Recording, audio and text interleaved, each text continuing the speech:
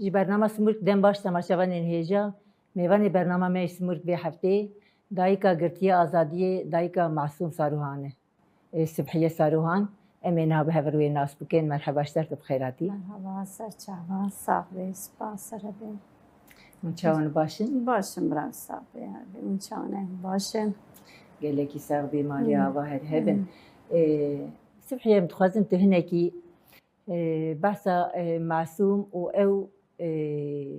ظلم وزورة لسر قرتيقها ولسر مالباتا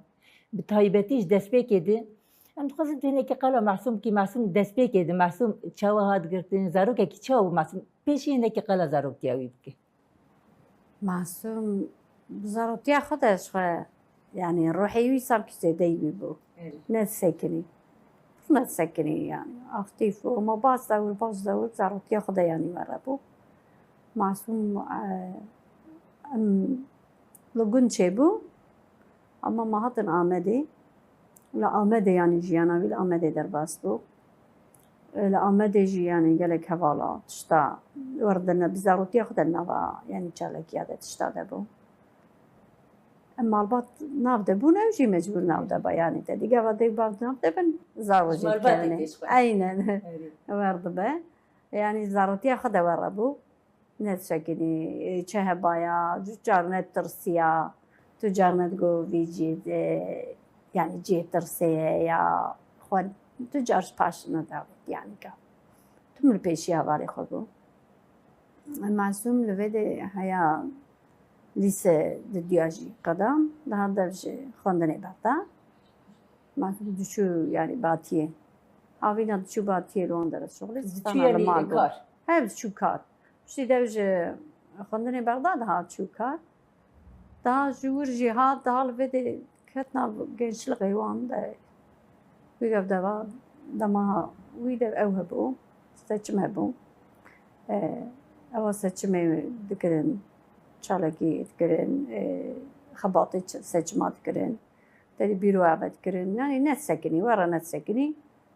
تاكي حياة سچم جي قديا اب دست سوري دست بيكر وان ولايت سوري دست بيكر دور ده تشو دهات ناني نب حوالي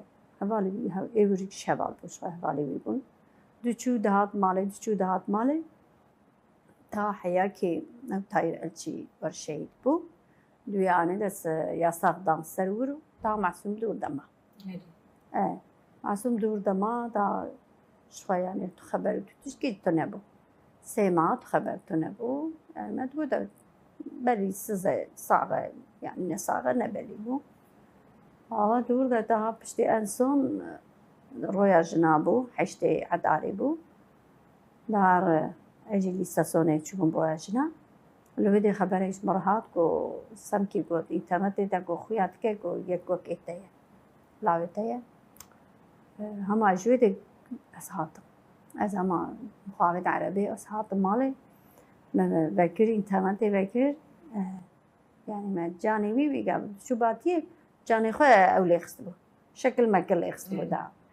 زمان بيت شرط كلمه تقول شمات شكل خص يا وي قال جيم قول بني قول بخير ابي شكلي و مبيناسكر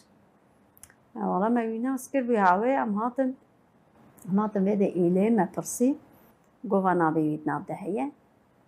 جوا نابي ودهش ناب قرتيها يعني إيه قرتي ناب قرتيها ده بو وجاب أبو وكيل كيما بأراجي وكيل قناة بكربو وان دقستبو وان شو دقستبو جوان بربون بنشاف كربو شوي قشي بريندار إذا كتبو قش بريندار بو يعني إك ساغلم تيتونه بو گواه بکی ابو خاطی ویژی بیایه ابو خاط چون ما ابو خاطی گرد ما گفت ورد تدی آگاهی که فلاشی بگره ابو خاطی هات ابو خاط شو هات گرد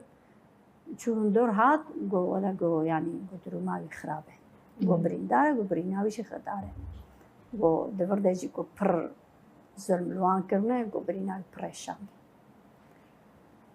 گو تعذيب وجيش خواه گو يعني دمينا هاوش زانم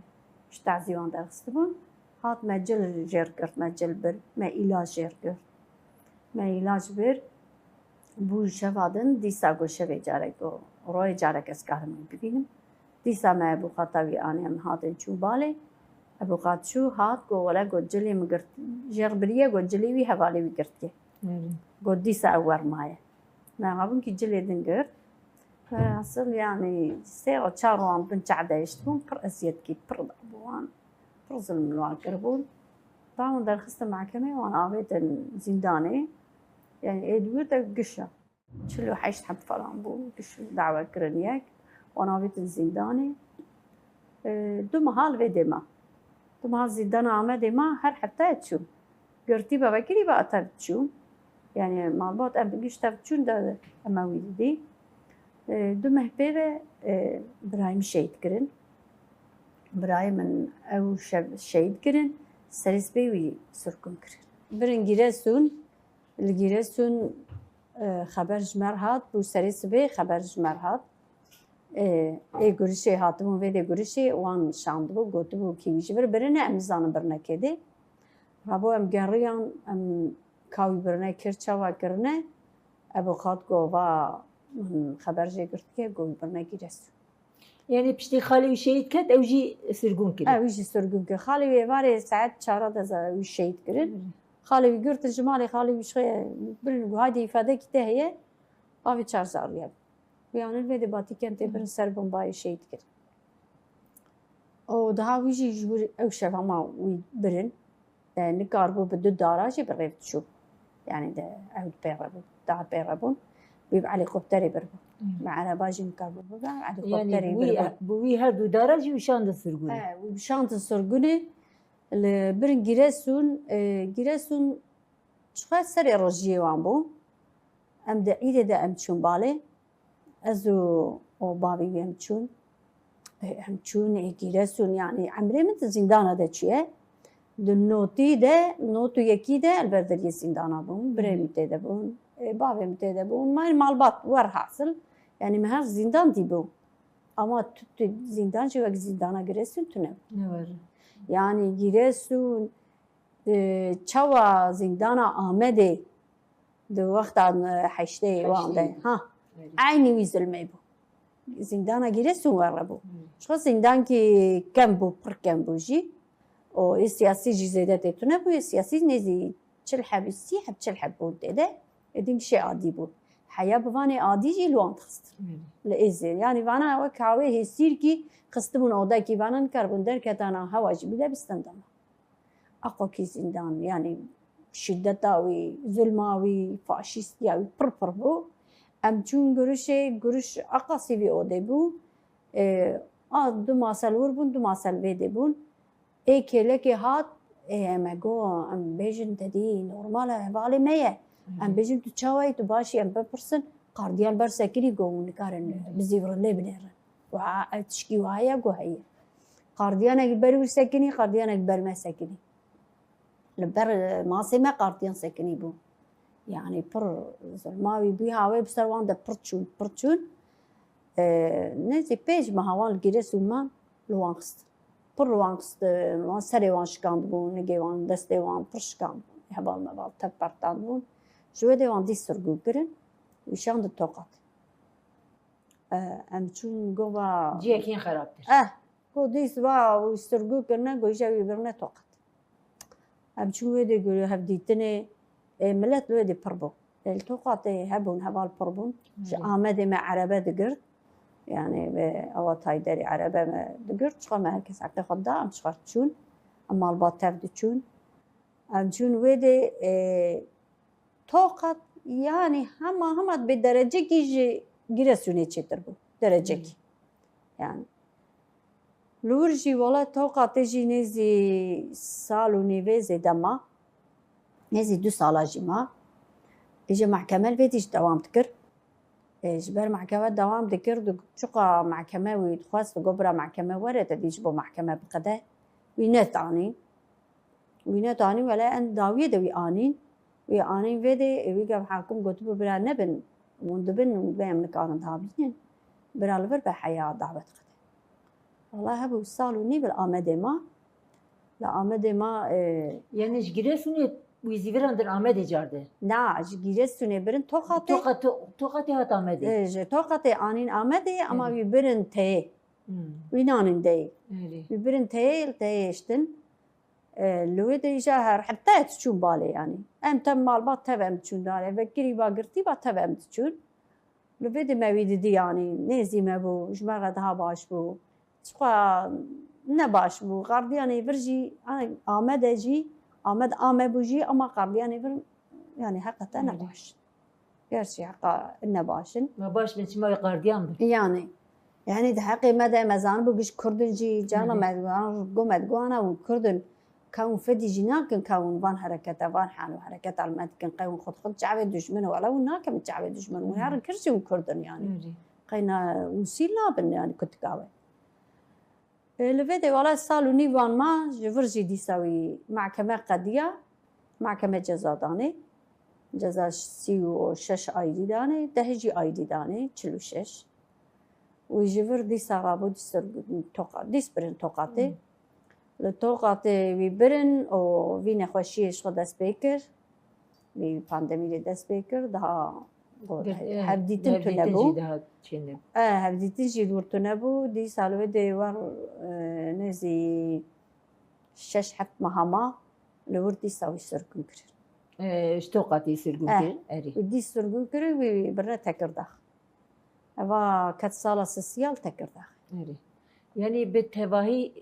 كم سال تيدي؟ 10 سال تيدي 10 سال تيدي 3 سال جيل تكر داغي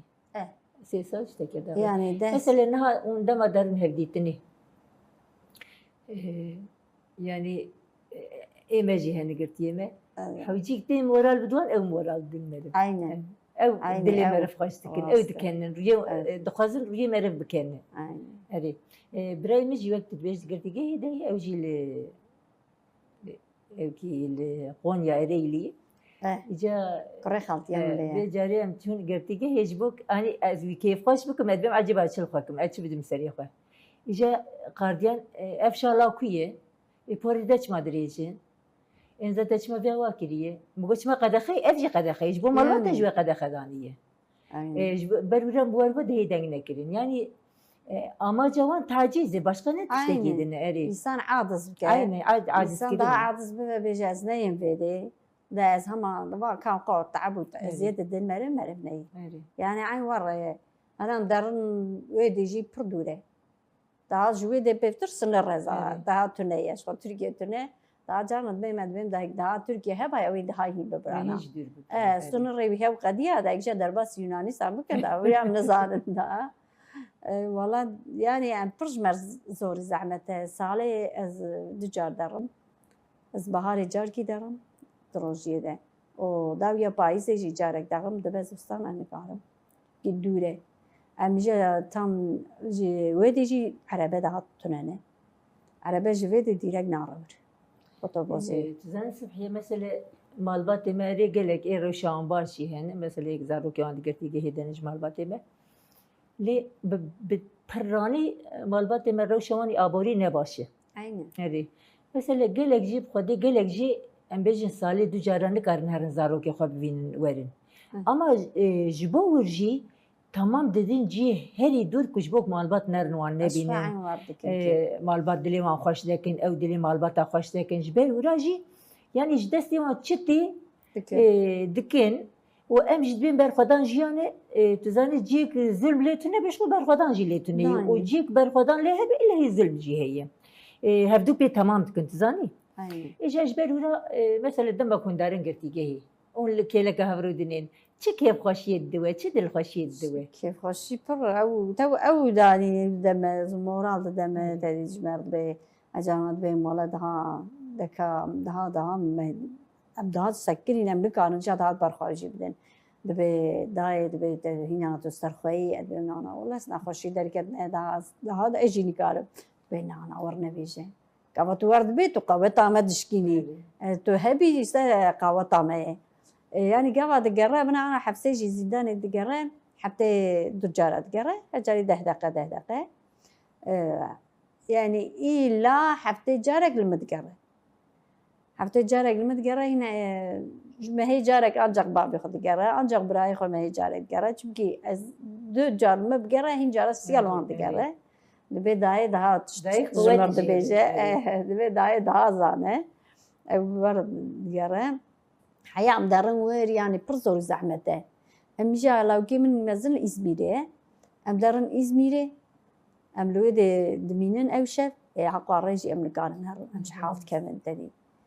ام اوشف دمينن رويا دنيا عربك يا مش خرب بقرن وام ولاوك ام تفر ام جا دارن 6 ساعات اجي دوري إزميري ام دارن رديتني ام دكن قابا ام دارن يعني زندان شخوا زندانن زنداني باشي شخوا تنانه تادي او دبين ان كردي باش مريه او جي ان زنداني خراب جي ايوان يعني ان تشتي خراب جي اون ديسا يعني شرط مرجي فيدي بتكردا جي جيدن تشتر اري بيروغلي ورا ما يكينوغلي بربس تكردا عيني زندانن يكينوغلي برشيده داويش بربره افل بيروغلي أنا حاضري يعني بالسروان ده حق الشدة لي نار أم قاعدة درن لبرمجي ورناكم يعني بخوشيتي وأسلوبكي خوش يعني أنا وان قارم خراب بكم أما جيد منوربو يعني بأسلوبكي خوشيتي وجيجي ولا تركن أز بيجي بيكي كرتجي نوان ده توني قريشا ما بديتنا ما ساعات ونيبه ساعات نيفي شخوا قبالي هم قنات شنو دا قوا جيدور ام ساعات نيفي دارن ام هاود نيرن ساعات قديا دبي هذا قديا يجا او مورال دن ما او دبي اوا بكين يعني قوا مش باوان دارتي مرب بشتي دوان دلي مربت جدبه مربت خوازه مرب يعني حياتش مربتي مرب مع بقيره ملقاش ميجي مرب خوارناكي حياة سالك بريجي جزاكي بقديايا وان برددا اما واز سالكيه جزي وان تقدنو وان برناتن دريش تكلوا وان دبن قرولي او جوان هادي بيكاب جا بيشمان وان بيشمانن وان درين وني بدعوه دوام كن وني لبي في بارتي هرن يعني ون عقوا صال بردمانه وقت بيشماني نكريه قابا بانا بيجي ناما صارنا حقا صار تد ما بيشتي سالي وكيل يعني اشتر إيرو بيجي اس بيشبان مكاج ويقب حتى قب هي ودوان برنادن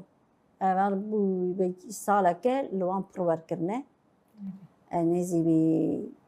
بيش شش إنسان قدن قوار بيبا يعني جزي واندريش كرنا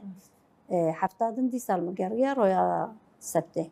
قوة هوالي ما دو حبسي حبديس تشوني قرولي وبي حفتا وقرارا وان بستندن ارينا ويش شو عربيش اي محسن يعني تقول چقاس جزا دابوني اي بي 46 دابوني 46 يعني خودي بي هاوي نارس بحيه يعني از باورم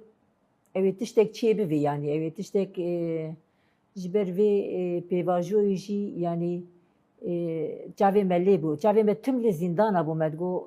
اجازه قدیانی يعني هری کم اجازه قدیانی وان بردن باورگا مالا جار لا ایمجی زندان بالاو دبیت بیا داید بی انشالله تشکی بی ادبیم کاز به جاوی تشکی نبینیم از باور ما چون انا دجمن ما چون ظلم زورای و زحمت دلی تفاش بکن يعني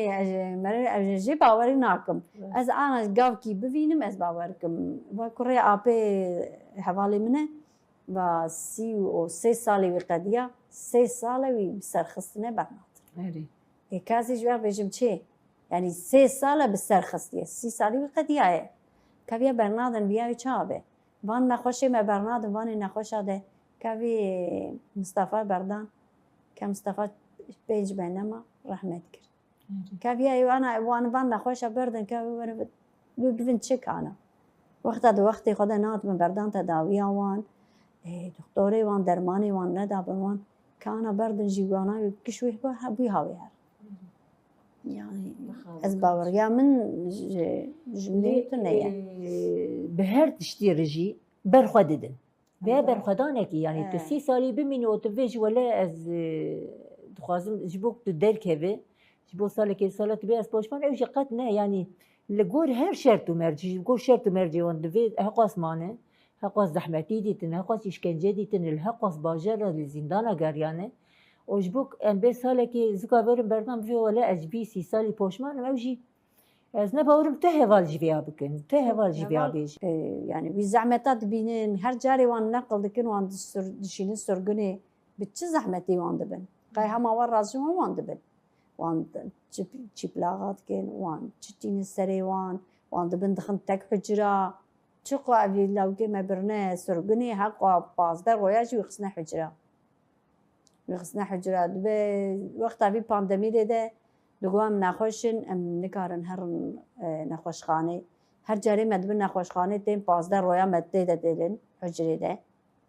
دبی کابل کی نخوشی هات بوای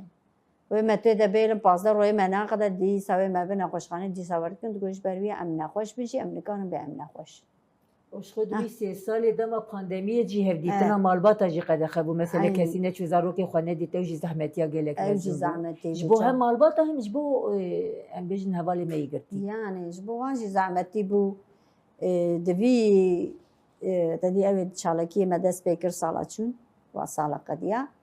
جبو سرکتایی بو جبو تجیت ما رونشتن جوی جدی 3 ماه 4 ماه تدی هدیتن تنبو تلفن تنبون اویا دجی دوی دجی جمر کوتن کی گوا تلفن داویه کو هما اون تن بکر قول الزنداني بقرن قوان راحتنا هي والله دهان يعني جار هبو بنا إلا لا كربونش بالما تلفونا طابا نذكر قبرا نظام بن يعني نبيجن كي بانا بيخدينا دا كسوان نافرسه يعني ما تم تبرسا وانتكر ما برس ذكر هيك كسي تو آگاهی کی تشکیش إخوان نذكر ما نظام بكا تشكرن جوان وان سرقو كرين چاوا كرين يعني ما ويا نظام بو يعني بأوان به ام دف جوان بردنا هر کس دف زاروك خبر ده دبي برا درجة بردنا دبي برا نعودها دبي مالبات يعني ناخوازن زارجان فيرلي ده اينا اواد فكري هالكي نسانن كي تدي دبي تج مال مكتبه وان زاروكا دوي مالي ده ايتم مكتب دي يعني باقي دي باب ومالبات نمره بما وان زاروكا بخوب خبره دوي شي ددن يعني عمري ما تشودا قالي ما بيري ما دي بابي ما قشت بيها رياده تشتي ما يقضيها ما قد بي رياده ام جريا خوجينا بوش مانن ولا زاروكي ما بين سري دنيا يجي من بس زاروكي خوار اما او نزان نشته دلي من او جبو ما سر هات اشتيرنا نزارو كما تنها تمام قرتي هوالي واجي واجي عين جيج مرة روا كابن جوا ايه دور ده ولا جيج مرة كابن انا وقت سيحب دحب سيحبن بدي اعمل جبالي هاتنه از قال تلفوني وانتكم از جوا بان خبر دم اتشون بيش يوان وقت معصوم الخبر نه از جوا دوجي دي برنامج ابو چون سزای خراب قچم چون دیسم هواری ویلور دیسم خچن که کجا قوان وقع عینی میدیه اقا کی یعنی ام جوالي وان رورد کن دیجا مش کذا بخره چاونه وربن عینی میگه دمه تو بیجی عینی میگه ام جیت چون ما دوم مش ادگرت ام چون بارتن ابراهيم البارتن بو ام چون دم خوارن نقد خبر خوارن هر تشتبر ز پایزام د چون حیاب قلیمت برجوان ما تنه که بنر دبر ما تشتي عشقي ما جوان رد بير ما هر تشتبر ناني تندورا بو چورك بو تچو بيجي اما ذخيري وان بيقى بوان ربو يعني وانش خورخوارني خواهد چك ما جوان رد بير جي عين هاوه دود بيك گيش ورد کرن بان چورك ما گيش تشكاندن بيتو زاني چاوات کرن بي ماستي ما شيش تخستر نابي بي شيشه ليد كراندن ما ويقى بحبس بردي ام چون بحبس الازغي حبسا الله صغير بربيس هيجي عيني وشي دتاوي هيجي دوامه كان هاي بيساني ليه هنا ناستكم تبي عيني هي ورايا وانا حبسا الله صغير جي فاشيستا بر بيس روان شي ما ورد كر يعني برتشتاني سليم يعني على عزيز ولات مي قدين زمان يعني ولات مي إنساني باجي تدنا إنساني خراب تدنا يعني كان شبكة قديم شيء إسلام بكرر صبحيتي مثلا هاري داوي دخوازی مثلا جبو مالباتی می زاروکی وان دیگرتی گهیدنه جبو ای گرتی گهی جبو که خاطن بردان تخوازی چی بیویجی جبو وان از عولی البان مالباتی خو باوان دکم برا پی زاروکی خو کevin برا زاروکی خو برندن نبیجن اویا چو داویا چو بس امبانه دنه بکن نچکی ورتونه یه برا دعوان آزاروکی وان تبیه که برا پی دعوا زاروکی خو بین برا زاروکی خو پرسیم برا چالکی خو بکن برا ورن درنگی خو برا ورن قرومی خو برا لزاروکی خو خودی داره گاوا لود زاروکی خو خودی درنه وان زاروکا جدی ورده پر باس که وان جدیش که مالباط پی وان نارن لو که مدور ده از تم دبی اچومه گاواز درم وان حوالی ویتین دبی دایکا معصوم دایکا دای تم قدرت تذكر راديو ده تلفزيون ده يعني تم درتم برنامج داي تم حلال بات بتني تبيجي دايك بديك يعني هم او قوة دقرانور هم حوالي ويجي بني قوة ددن كان ما بيز زاروك خو يعني واسكت مش نبي جوانات ده بيا شو برامه بيز زاروك خودك تركز زاروك خو نكن براورن وفان دركتنجي از بیاجی دبیجم ادخوازم وانی در کتنجی گشتفجی کی جوان ر و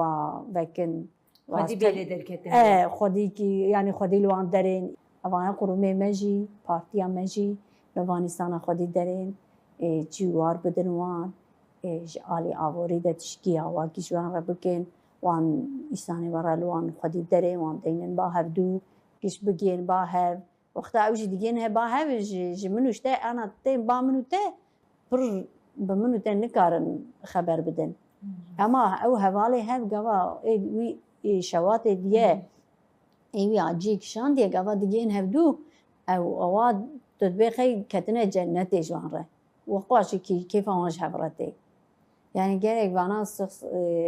سخ وان بدن بربدو وان بين بابدو يعني بياد خازم تشكي واجوان ربك قالك سباشة كنسفية ميباني برنامج هر هبي هر ساغبي مالتا بي جبو بانغو تنتي زيرين بيدا بيتي بكن هر هبي هر ساغبي ماليا تماشاواني هجا ام بي حتى جيان داويا برنامج خواه